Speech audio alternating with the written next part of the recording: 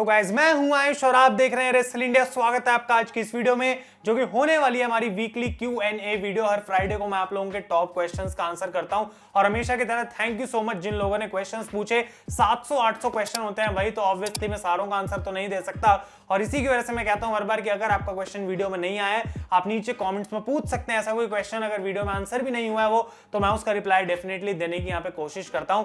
तो बहुत से क्वेश्चन हम स्टार्ट करेंगे यहाँ पे बिना कोई टाइम वेस्ट करे। और पहला क्वेश्चन आता है मंगला की तरफ से, पूछते हैं what was your father's reaction when you told first time that you are now working on making videos on YouTube. तो अगर मैं सच बताऊं तो मैं यूट्यूब पे बहुत समय से हूं। जैसा कि मैंने बताया था कि पहले एक इंग्लिश चैनल भी मैं चलाता था रेसलिंग का ही, और वो चैनल अब इसी के अंदर मैंने कन्वर्ट कर दिया था क्योंकि पुराना मोनेटाइज नहीं हुआ था। तो उनको पता है काफी समय से कि मैं यूट्यूब पे लगा रहता हूं, लेकिन आज तक आई डोंट थिंक कि उन्होंने बैठ के मेरी कोई ऐसा वीडियो देखी है कि उनको पता हो कि एग्जैक्टली मेरा कंटेंट क्या है। और मुझे लगता भी नहीं है कि वो उस चीज में ज्यादा इंटरेस्टेड है। बस उनको इस चीज से बढ़िया लगता है कि हाँ भाई बंदा अपना डेडिकेटेड तरीके से काम कर रहा है और थोड़ा बहुत उसको इस चीज से फायदा भी हो रहा है, तो बस वो उतने के अंदर ही खुश है।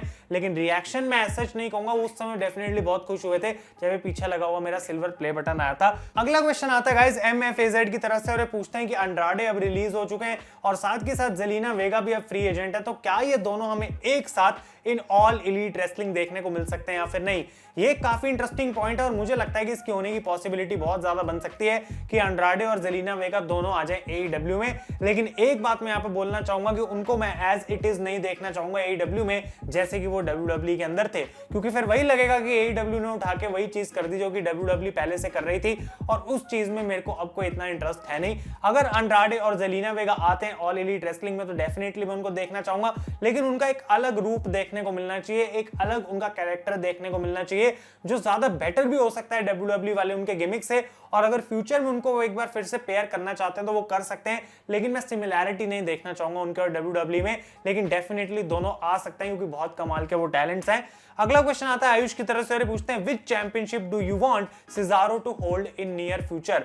अगर एक चैंपियनशिप में देखूं तो भाई ऐसा ही लग रहा है कि स्मैकडाउन पे वो इंटरकॉन्टिनेंटल चैंपियनशिप हो सकती है, लेकिन इस पॉइंट पे आई थिंक जो है सिजारो फ्यूड कर रहे हैं सेथ रॉलिंस के साथ और ऊपर से जो IC चैंपियन है बिग ई वो एक फेस है। तो आई डोंट थिंक कि सिजारो और बिग ई की फ्यूड अभी हमें देखने को मिलेगी, लेकिन एक 2021 में अच्छा रन में सिजारो का देखना चाहूंगा with the intercontinental championship on SmackDown live as a baby face, जहां पे वो टाइटल को वीकली बेसिस पे डिफेंड करेंगे। अगला क्वेश्चन आता है गाइस हर्षित की तरफ से और ये पूछते हैं we have seen Alexa involved in Randy and Fiend story line, but how can her role be at WrestleMania match, what stipulation do you want in this match. तो भाई सीधी सी बात है कि अलेक्सा ब्लिस का कुछ ना कुछ तो रोल रहने वाला है। अब वो इंटरफेयर करेंगी या फिर वो मैच का पार्ट रहेंगी आई डोंट नो, लेकिन हो सकता है कि एक बार फिर से WWE यहाँ पे एक सिनेमैटिक मैच हमें दे। लेकिन क्या इतने समय बाद जब क्राउड वापस आ रहा है तो WWE सिनेमैटिक मैच देगी, क्योंकि फील्ड को उस टाइप के match I think better suit करते हैं। नॉर्मल एक रिंग के अंदर हमें फाइटिंग वाला मैच देखने को मिले आई डोंट थिंक वो उतना अच्छा होगा। और जहां तक अलेक्सा ब्लिस की बात है, मैं कहना चाहूंगा कि उनका रोल इस मैच में डेफिनेटली बड़ा रहने वाला है। तो ब्रे वायत वर्सेस रैंडी ऑर्टन का जो मैच हमें देखने को मिलेगा रेसलमेनिया में, आई थिंक वो एक सिनेमैटिक मैच होना चाहिए। और फिर स्टिपुलेशन में तुम कुछ भी कर सकते हो, उसको फायरफ्लाई फना उस मैच बुला जरूर सकते हो, लेकिन कुछ वैसा नहीं देखने को मिलना चाहिए जैसे सीना के साथ था। अगला क्वेश्चन आता है यहाँ पे कुंताल घोष की तरफ से और ये पूछते हैं is it possible that Jimmy Uso will return at WrestleMania and then Jimmy and Jey will turn on Roman Reigns, costing Roman the title and Edge becomes new Universal Champion and he brings back the old WWE World Heavyweight Championship which he never lost। अब जबकि आपका question काफी valid है और I think ये story line wise भी अच्छा हो सकता है, लेकिन इस पॉइंट पे मुझे नहीं लगता कि अगर ऊसोस आके रोमन के अगेंस्ट टर्न कर जाते हैं तो उनको कुछ खास फायदा होगा। रोमन के साथ जुड़ने से ही ऊसोस की जो वैल्यू है वो इतनी ज्यादा बढ़ रही है और एटलीस्ट इससे पहले वो रोमन रेंस पे टर्न करें, मैं उनको एज अ हील चैंपियन देखना चाहूंगा स्मैकडाउन के ऊपर, क्योंकि रोमन रेंस अगर यूनिवर्सल चैंपियन रहते हैं और साथ के साथ Uso SmackDown tag team champion रहते हैं तो उनकी धीरे धीरे एक फैक्शन फॉर्म हो सकती है और वो स्मैकडाउन शो के लिए ओवरऑल बेटर रहेगा। लेकिन अगर आप पूछ रहे हैं कि क्या एज इस मैच को जीत सकते हैं और वो पुराना टाइटल वापस ले आए तो फिर से मजा जरूर आएगा और मैं ऐसा देखना चाहूंगा, लेकिन आई डोंट थिंक कि WWE उस बारे में सोच रही है कि पुराने टाइटल को वापस लेके आएंगे और यूनिवर्सल चैंपियनशिप जो है मुझे नहीं लगता कि कहीं अभी जाने वाली है। अगला क्वेश्चन आता है गाइस चहल की तरफ से और ये पूछते हैं कि अगर मैं रेसलमेनिया 37 का कार्ड बुक कर रहा होता, जो कि मैं नहीं कर रहा, तो रोमन रेंस और बॉबी लैशली का अपोनेंट मैं किसको चुनता। तो बॉबी लैशली के लिए सिंपल सा आंसर है कि ब्रॉक लेसनर को मैं लेके आता और अगर ड्रू मैकिंटायर के साथ ट्रिपल थ्रेट भी मुझे करना होता तो उसमें कोई प्रॉब्लम नहीं थी। लेकिन रोमन रेंस के लिए आई थिंक एज ऑटोमेटिकली एक बहुत बढ़िया अपोनेंट बन जाते हैं और स्टोरी लाइन भी जो हमें देखने को मिल रही है उनकी काफी बढ़िया है। तो जो भी WWE ने करा है आई थिंक वो काफी सही है रेसलमेनिया के लिए। अगला यहाँ पे सवाल आता है रेसलिंग प्रेडिक्शंस की तरह से, काफी सारे क्वेश्चंस हैं। पहला है why WWE does not bring two stipulations which are used in attitude era. तो इसका सिंपल सा आंसर है कि भाई अगर कोई स्टिपुलेशन ऐसी थी जो कि बहुत एजी थी या फिर जो एडल्ट रिलेटेड से थी थोड़ी बहुत, वो अब WWE कर नहीं सकती क्योंकि वो फैमिली बेस्ड बन चुके हैं। अगली चीज है where is 3 stage of hell match, why WWE does not use that stipulation. तो अगर आपको नहीं पता तो 3 स्टेजेस ऑफ हेल एक ऐसा मैच होता था जहां पे एक मैच में 3 मैच होते थे अलग अलग स्टिपुलेशन के, और वो हमें जॉन सीना और रायबैक के बीच में देखने को मिला था, एडम कोल का एक मैच देखने को मिला था। लेकिन WWE इसको यूज नहीं करते और उसके पीछे रीजन क्या है, आई डोंट थिंक कि कोई एज सच रीजन है। स्टोरी लाइन के अकॉर्डिंग शायद उन्होंने सोचा ही नहीं कि उस स्टिपुलेशन को हम कहीं पे फिट करें, और उसका ये सिंपल से रीजन हो सकता है। इसके बारे में पूछते हैं which stipulation will be used in Randy Orton and the field match at WrestleMania. तो उसके बारे में मैं ऑलरेडी थोड़ा सा बोल चुका हूं, लेकिन एक पॉइंट में डिस्कस जरूर करूंगा कि कुछ लोग कह रहे हैं कि जो फील्ड वापस आए ये ब्रे वायत है नहीं, ये बो डैलस है। मुझे तो किसी एंगल से नहीं लगता कि WWE अचानक से out of nowhere Bo Dallas को as the Fiend main roster पे लेके आएगी। क्या आप लोगों को लग रहा है कि WWE ऐसा कर रही है? मुझे कोई आइडिया नहीं है, लेकिन हाँ जहां तक इसकी स्टिपुलेशन की बात है, cinematic match I think WWE एक बार फिर से करेगी। Which is your favourite stipulation यहाँ पे पूछते हैं, तो भाई बहुत सी हैं। हेल इन अ सेल मैच मुझे पर्सनली काफी अच्छा लगता है, जैसा कि आप जानते हैं रॉयल रंबल मैच मुझे पसंद है। आई डोंट थिंक कि वो एक स्टिपुलेशन है, लेकिन एक टाइप ऑफ मैच है जो मुझे काफी पसंद है। लेकिन हेल इन अ सेल लैडर मैचेस जो है मुझे काफी देखने में मजा आता है। और फाइनली ये पूछते हैं कि 3 स्टेजेस ऑफ हेल या फिर ब्लड बाथ में से कौन सा मैच मुझे बेटर लगता है। तो दोनों आई थिंक अपनी अपनी जगह 3 स्टेजेस ऑफ हेल में हम एक मैच ब्लड बाथ भी बना सकते हैं, लेकिन ब्लड बाथ हमने बहुत रेयर ही देखने को मिलता है WWE में, तो आई थिंक अब होगा ही नहीं कभी, तो इसलिए 3 स्टेजेस ऑफ हेल में कह सकता हूं कि बेटर है। इसके बाद क्वेश्चन आता है जस्ट का, और ये पूछते हैं भाई क्या WWE Matt Riddle versus Sheamus कर सकती है एट रेसलमेनिया 37, क्योंकि शेमस ने रिडल को अटैक करा था। तो बिल्कुल ऐसा हो सकता है, और यही मेरी प्रेडिक्शन भी थी रॉ के रिव्यू में। अगर आपने उसको नहीं देखा आप देख सकते हैं कि शेमस के क्लियर आइडिया हमको पता लग चुके हैं कि वो रिडल को चैलेंज करेंगे। और यही एक सवाल था मेरे मन में कि आखिर अगर वो WWE टाइटल के लिए नहीं जा रहे, ड्रू मैकिंटायर से नहीं लड़ रहे, तो क्या होगा। और मैंने ये बात भी बोली थी कि मुझे काफी अच्छा लगा कि शेमस को WWE एक टाइटल अपॉर्चुनिटी दे रही है और उनको एक बार फिर से नीचे नहीं गिरा रही, तो उनकी वैल्यू यहाँ पे मेंटेन रहेगी। अगला क्वेश्चन आता है गाइस प्रथमेश की तरफ से, और ये पूछते हैं what are your thoughts on Jeff Hardy's booking, और क्या उनको WWE छोड़कर चले जानी चाहिए जब उनका कॉन्ट्रैक्ट एक्सपायर हो जाएगा। तो यहाँ पे मैं बोलूंगा कि अगर न्यूज को हम सच मान लें, रूमर्स को सच मान लें, तो जेफ हार्डी ऑलरेडी अपना नया कॉन्ट्रैक्ट साइन कर चुके हैं, जो कि एक लॉन्ग टर्म कॉन्ट्रैक्ट है, यानी कि आने वाले 3 साल या 5 साल तक उनका कॉन्ट्रैक्ट चल सकता है। तो अगर ऐसा है तो भाई जेफ हार्डी WWE के साथ ही बने रहेंगे। और एक ही चीज मैं बोलूंगा कि उनका WWE छोड़ना उतना जरूरी नहीं है जितना कि WWE को जेफ हार्डी को सही बुक करना है इस पॉइंट पे, क्योंकि उनके हाथ में एक ऐसा बंदा है जो कि मेन इवेंट लेवल पे भी परफॉर्म कर सकता है, लेकिन मिड कार्ड पे भी एट द सेम टाइम काफी सारी चीजें उनके साथ करी जा सकती हैं। जेफ हार्डी इसी वजह से इतने बढ़िया है, इतने पसंद है लोगों को, क्योंकि वो एक चीज नहीं मल्टीपल तरीके से यूज करे जा सकते हैं on the roster, as a heel, as a face, as a tag team, as a mid card champion, as the main champion. इतने सारे तरीके हैं और WWE उनमें से कुछ भी करने में फेल हो रही है। तो आप लोगों के साथ ही मैं हूं कि जेफ हार्डी की बुकिंग मुझे इस पॉइंट पे बिल्कुल पसंद नहीं है और उसको WWE को सही करना पड़ेगा। अगला क्वेश्चन आता है वेदांत की तरफ से, why most of the wrestling community use Roman Reigns, इन्होंने लिखा है, लेकिन मैं समझ गया Roman Reigns in their videos, there can be many other wrestlers too, but why they choose Roman Reigns only, please pick my question. तो भाई इस क्वेश्चन को पिक करने का मेरा बस एक लौता मोटिव ये था कि मैं इस चीज को बस सीधा सीधा बोलूंगा कि भाई मुझे इस बात से कोई फर्क नहीं पड़ता, मैं वही करता हूं जो मेरे को अपनी वीडियो के लिए सही लगता है। तो बाकी बंदों के कुछ अलग मोटिव हो सकते हैं जिस रीजन की वजह से वो रोमन रेंस या किसी और सुपरस्टार को बार बार अपनी वीडियो में डाल रहे हैं। तो ये सवाल आपको उनसे जाके पूछना चाहिए, मुझसे नहीं, कि आखिर वो वैसा क्यों कर रहे हैं, क्योंकि आई डोंट केयर कि क्या अपनी वीडियो में कौन कैसा थंबनेल लगा रहा है। एक हद होती है जो कि अब कम्युनिटी में बहुत लोग पार कर चुके हैं, और आई डोंट थिंक कि उस चीज को बार बार अगर हम बोलते रहेंगे कि ये क्यों हो रहा है तो उससे कोई फर्क पड़ेगा। अगर लोग खुद समझ सकते हैं तो समझ जाए, क्योंकि अच्छा कंटेंट वो खुद बता सकते हैं कि कौन सा है।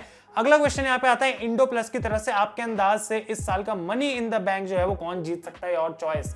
तो भाई सिंपल सी बात है, मनी इन द बैंक काफी अभी ऐसा लग रहा है कि प्रिडिक्शन करनी मुश्किल है, लेकिन अगर कुछ सुपरस्टार्स हैं तो जेफ हार्डी जैसा एक नाम मैं लूंगा जिसको जरूरत है चैंपियनशिप की, एक सैमी ज़ेन जैसा नाम, सिजारो जैसा नाम, अपोलो क्रूज जैसा नाम, इवन एलिस्टर ब्लैक जो कि इतने समय से देखने को नहीं मिले, इस टाइप का कोई रेसलर जीतना चाहिए मनी इन द बैंक। और WWE को इस बार पहले सोचना चाहिए कि पिछले साल क्या गंद मचा दिया था हमने, तो इस साल वैसा नहीं होना चाहिए। मनी इन द बैंक एक इंपॉर्टेंट अपॉर्चुनिटी है, एक अच्छा तरीका है एक नए सुपरस्टार को बिल्ड करने का, और पिछले साल हम जानते हैं कि उन्होंने एक गैम्बल करा जो बिल्कुल काम नहीं आया और उसके बाद सब गंद मच गया, तो इस बार उसको सही करना पड़ेगा। अगला क्वेश्चन आता है यश की तरफ से, can Bayley be the host of WrestleMania because she is not booked for the show. तो अगर यश आपको नहीं पता है तो ऑलरेडी शो के जो होस्ट हैं वो रिवील हो चुके हैं, हल्क होगन और टाइटस ओनील, और उसके पीछे क्या रीजन है मुझे समझ नहीं आ रहा कि अब WWE प्रूव करना चाहते हैं कि हल्क होगन के वो सारे जो रेसिज्म वाले एलिगेशंस थे वो हम उनको फेक मान लें, या फिर अब हल्क होगन सुधर चुके हैं। लेकिन काइंड ऑफ वो बात कहीं ना कहीं उनकी सही भी है, मैं उसको इस बेसिस पे जज नहीं करूंगा। मुझे वैसे भी जीरो फर्क पड़ रहा है कि हल्क होगन और टाइटस ओनील होस्ट हैं, भले वो नहीं भी होते होस्ट तो किसी को क्या कोई एक्चुअली मिस करता हल्क होगन और टाइटस ओनील को, आई डोंट थिंक सो। और जहां तक बेली की बात है वो शो पे क्यों नहीं है, अपने आप में बड़ा सवाल है, और डेफिनेटली मैं चाहता कि उनको एज अ होस्ट हमें देखने को मिले, क्योंकि वो पहली बात तो मेन रोस्टर की एक एक्टिव सुपरस्टार है और वो काफी अच्छे तरीके से शो होस्ट भी कर सकते हैं, जो कि बढ़िया हो सकता था। अगला क्वेश्चन आता है वुल्बी भाई गेमिंग की तरफ से, कहते हैं कि भाई आप WrestleMania rewind, royal rumble rewind जैसी वीडियो बनाते कैसे हो, कितना टाइम लगता है? मुझे भी कुछ ऐसी वीडियोस बनानी है बट डिफरेंट कैटेगरीज, कुछ डिटेल्स और टिप्स बताओ। तो भाई सिंपल सी बात है कि पूरा डिटेल में तो मैं जाऊंगा नहीं, लेकिन इतना जरूर बता सकता हूं कि पहले मुझे वो पूरा शो जाके फिर से देखना पड़ता है। कोई भी रॉयल रंबल है या फिर कोई रेसलमेनिया है, ऐसा नहीं है मैंने रिजल्ट्स निकाल लिए और मेरे को याद है सब कुछ। जिस तरीके से आपने देखा मैं बताता हूँ, ये पॉसिबल ही नहीं है कि अगर मैं शो को आज की डेट में जाके वापस ना देखूं तो मैं वैसे बता पाऊं। और ऊपर से आप लोगों को मैंने दिखाया कि मैं देखते देखते नोट्स बनाता हूं प्रॉपर अपने कॉपी में, और जब वीडियो में रिकॉर्ड कर रहा होता हूं तो नीचे मैंने नोट्स रखे होते हैं, उनको देख देख के रेफरेंस लेने पड़ती है, और फिर वो जो इंग्लिश में मैंने लिखा होता है उसको मैं काइंड ऑफ हिंदी में बोलता हूं, क्योंकि मेरे को पॉइंट सिर्फ एज अ रेफरेंस चाहिए होता है। तो मेहनत काफी लगती है रेसलमेनिया रिवाइंड, ऑलमोस्ट एक वीडियो बनाने के लिए मैं पूरा हफ्ता लगा लेता हूं, क्योंकि 4 घंटे की रेसलमेनिया में मैं एक बार बैठ के नहीं देखता, इतना टाइम मुझे डेली मिलता नहीं है। तो वो है गाइस बात। और अगर आप ऐसा कंटेंट बनाना चाहते हैं तो डेफिनेटली आप कर सकते हैं, बस आपको एफर्ट डालना। और एक चीज जो मैं एडवाइस करूंगा कि इसी को लेके आप कुछ यूनिक करेंगे तो डेफिनेटली वो आपके लिए काम आएगा। अगला क्वेश्चन आता है गाइस द फनी रियलिटी की तरफ से, और ये कह रहे हैं should the gimmick of the Fiend be retired after the feud with Randy Orton because the burnt version of the Fiend is not looking perfect for holding championship in future, and I agree 100%। Fiend का जो current character है, I don't think कि वो कोई champion हम उसको बना दे तो बढ़िया लगेगा। फिर से वही बात हो जाएगी कि आखिर इसको हराएगा तो हराएगा कौन। और फिर से यहाँ पे घूम फिर के पॉइंट आता है कि क्या एक्चुअली में बो डैलस जो है वो फील्ड के रूप में आ गए हैं, क्या ब्रे वायत जो है वो मैं एक्चुअली रेसलमेनिया में देखने को मिलेंगे, क्या अलेक्सा ब्लिस अभी भी रैंडी ऑर्टन के साथ माइंड गेम्स खेल रही हैं, और जो फील्ड बाद में वापस आएगा क्या वो कुछ और ही हो सकता है। तो अगर ऐसा है तो WWE बहुत बड़ा स्वर्व खेल जाएगी, लेकिन मैं इस चीज में कोई बिलीव नहीं कर रहा। जब वो होगा हम तभी देखेंगे। लेकिन आपकी ये बात बिल्कुल सही है कि जो बर्न्ड फील्ड आया, आई डोंट थिंक चैंपियनशिप्स के लिए एक सही चॉइस रहेगी। अगर आप लोगों को लगता है कि मैं गलत बोल रहा हूं तो आप अपना रीजन बता सकते हैं मुझे कमेंट्स में। अगला क्वेश्चन आता है शुभम की तरफ से, और ये बहुत सारे फिर से क्वेश्चन पूछ रहे हैं भाई, कह रहे हैं who is the most decorated superstar of all time. तो मैं कहूंगा Undertaker. Who can break John Cena 16 time championship victory record excluding Randy Orton. तो ये कह रहे हैं रैंडी ऑर्टन के अलावा कौन तोड़ सकता है। तो अगर हम देखें तो आई डोंट थिंक कि ट्रिपल एच वो चीज कर पाएंगे। अगर मुझे फ्यूचर में मैं बात करूं तो आई थिंक सिर्फ एक ही पॉसिबिलिटी मुझे दिखती है, और वो है रोमन रेंस, क्योंकि वो बार बार चैंपियनशिप जीतने वाले हैं WWE के अंदर। इसके बाद आता है who is all time greatest female superstar in WWE, और बहुत से लोग बोलेंगे शार्लेट, बेकी, बेली, बियांका, ये वो, लेकिन मैं बोलूंगा भाई लीटा और ट्रिश दोनों ही, क्योंकि जो उन्होंने विमेन्स रेवोल्यूशन एवोल्यूशन के लिए पहला दरवाजा खोला था, मेन उन्होंने ही काम किया था। और शायद अगर उस पॉइंट पे वो नहीं होता, अगर एक मंडे नाइट रॉ को लीटा और ट्रिश का मैच मेन इवेंट नहीं करता, तो शायद आज शार्लेट, बेकी और रोंडा का मैच भी यहाँ पे मेन इवेंट नहीं कर रहा होता रेसलमेनिया को, और ये बिल्कुल सच बात है। अगला क्वेश्चन आता है pick your favourite superstar between these, Cena और टेकर, टेकर, रॉलिंस और रेंस, रॉलिंस, स्टाइल्स और बैलर, स्टाइल्स, लेसनर और ऑस्टिन, ऑस्टिन और ऑर्टन और Triple H. I will pick Triple H. तो ये है भाई मेरा यहाँ पे आंसर। और लोग कहीं बोलेंगे भाई रोमन को बहुत हेट करता है, इसलिए रॉलिंस आपने चुना होगा, तो फटाफट से जाओ और कमेंट कर दो कि मैं रोमन को हेट करता हूं। डेफिनेटली मैं आपको हार्ट दे दूंगा। अब आता है भाई युगना कुमार की तरफ से question, brother why did you stop making videos of WWE untold. ये बहुत ज्यादा क्वेश्चन आ रहा है कि क्यों रुक गया अनटोल्ड। तो भाई सिंपल सा है कि अभी रेसलमेनिया रिवाइंड में टाइम जा रहा है, उसके साथ साथ अनटोल्ड बनाना बहुत ज्यादा मतलब मुश्किल स्केड्यूल हो जाएगा, क्योंकि डेली वैसी वीडियो डालनी है। तो रेसलमेनिया रिवाइंड जब खत्म हो जाएगा तो उसी के स्लॉट में वापस अनटोल्ड को डाल देंगे और वो सीरीज वहां से कंटिन्यू हो जाएगी। अगला क्वेश्चन आता है प्रिंस की तरफ से, bro reactions on Kane and Khali hall of fame inductions. और ये हमारा आखिरी क्वेश्चन आज की Q&A में। तो मैं भाई बोलूंगा कि दोनों बंदे काफी डिजर्व करते हैं। खली आई थिंक इंडिया की इंडस्ट्री से जो पहुंचा था WWE का सुपरस्टार, उससे ज्यादा पॉपुलर किसी का होना बहुत ज्यादा मुश्किल है। जिंदर महल WWE चैंपियन भले ही रहे थे काफी लंबे टाइम तक, लेकिन आई थिंक खली का जो इंपैक्ट था और जिस टाइम पे उनका इंपैक्ट पड़ा था वो बहुत ज्यादा था एज कंपेयर टू जिंदर महल। और सारे इंडिया में लोग खली को जानते हैं। आई डोंट थिंक जिंदर को उतने लोग जानते हैं, क्योंकि उस पॉइंट पे लोग WWE देखा भी ज्यादा करते थे। और केन की जहां तक बात है, आई डोंट थिंक इसके लिए एक्सप्लेनेशन देने की जरूरत है, क्योंकि केन डिजर्व करते हैं हॉल ऑफ फेम में जाना। और इस पॉइंट पे एक बात मैं सच बताऊं तो हॉल ऑफ फेम की जो प्रेस्टीज है वो वैसे ही बहुत ज्यादा गिर चुकी है, क्योंकि कोई भी जो है WWE उसको उठा के हॉल ऑफ फेम में डाल देती है। अगर डोनाल्ड ट्रंप जैसे लोग हैं, बेला ट्विंस जैसे लोग भी हॉल ऑफ फेम में जा रहे हैं, तो भाई किसी को भी तुम डाल दो, एट दिस पॉइंट कोई खास फर्क पड़ता नहीं। लेकिन ये दो नाम डेफिनेटली डिजर्व करते हैं। तो गाइस ये थी आज की Q&A वीडियो। अगर आपको पसंद आई इसे लाइक करें। Thank you so much for sending in your questions. अगले हफ्ते फिर से फ्राइडे को करेंगे वीडियो, तब तक के लिए thank you so much for watching. मैं हूं आयुष और आप देख रहे हैं रेसल इंडिया।